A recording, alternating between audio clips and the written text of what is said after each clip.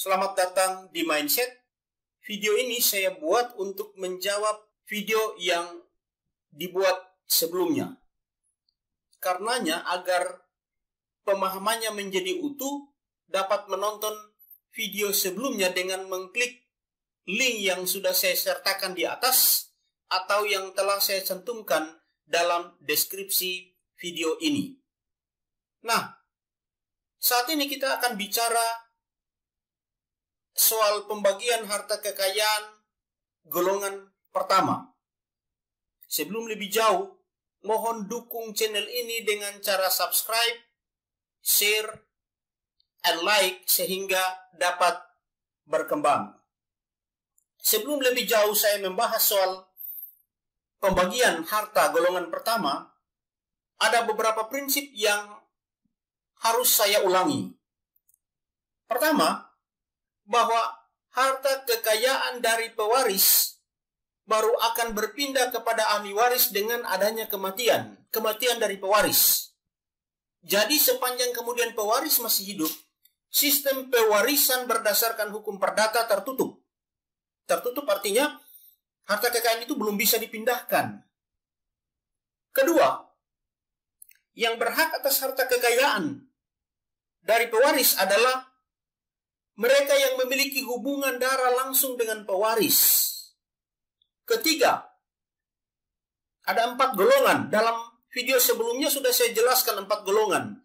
Golongan pertama, golongan kedua, ketiga, dan keempat.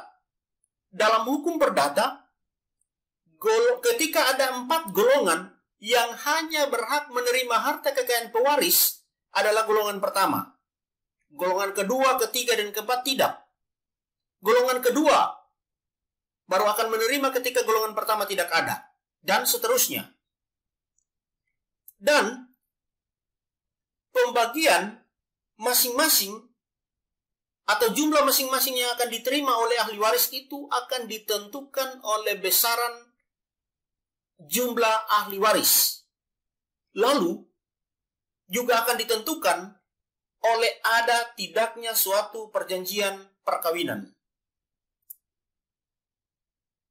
Misalnya dalam contoh ayah, ibu, dan memiliki 3 orang anak. Dalam bagan ini ada John, Lex, Mariska, 3 orang anak. 2 berjenis kelamin laki-laki, 1 perempuan. Dengan harta kekayaan sejumlah 100 juta. Nah, catatan di sini bahwa dalam hukum perdata, John, Lex, Mariska kedudukannya adalah ahli waris. Sementara ayah dan ibu adalah pewaris sekaligus ahli waris.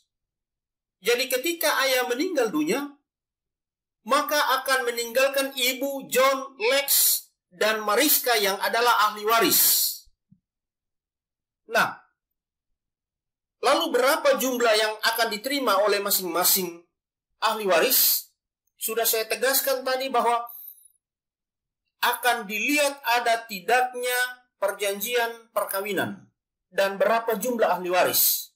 Tadi sudah kita dapat bahwa jumlah ahli waris itu 4 orang. Sehingga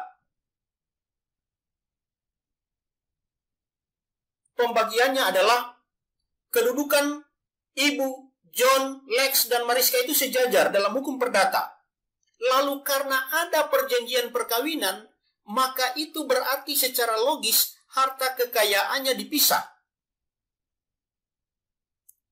Dari jumlah harta kekayaan yang ditinggalkan oleh pewaris sebanyak 100 juta, karena tadi ada 4 orang ahli waris.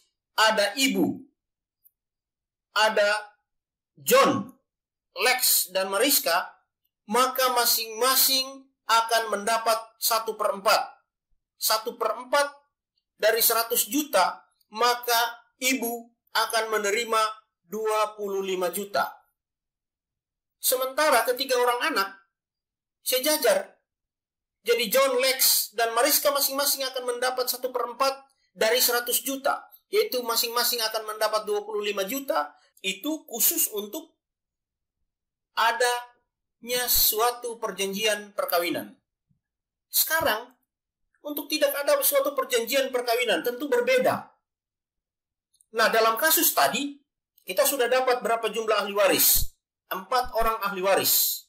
Maka ketika tidak ada perjanjian perkawinan, itu berarti harta kekayaannya adalah merupakan harta kekayaan bersama. Nah, maka harta kekayaan pewaris yang jumlahnya 100 juta itu harus terlebih dahulu dibagi 2. 1/2 dari 100 juta itu milik pewaris, 1/2 lagi dari 100 juta milik ibu. Sehingga pembagiannya adalah ibu akan mendapat 1/2 dari 100 juta, yaitu 50 juta rupiah. Sisanya 50 juta dibagi 1/4. Sehingga ibu akan mendapat 1/4 dari 50 juta, mendapat 12.500.000. John, Lex, dan Mariska masing-masing akan mendapat 12.500.000. Mungkin itu beberapa bagian yang bisa saya bagikan.